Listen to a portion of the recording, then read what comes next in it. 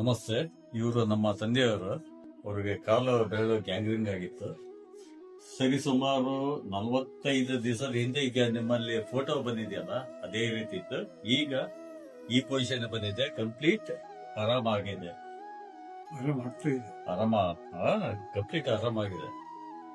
So ದಯವಿಟ್ಟು ಯಾರೇ ಏನೇ ಒಂದು ತೊಂದರೆಯಿಂದ ಬಳಸ್ತಾ ಇದ್ರು ಗ್ಯಾಂಗ್ರೀನ್ ಸಮಸ್ಯೆಯಿಂದ ಇವ್ರ ಹತ್ರ ಕಣ್ಣು ಮುಚ್ಕೊಂಡು ಬರ್ಲಿಕ್ಕೆ ಅಡ್ಡಿ ಇಲ್ಲ.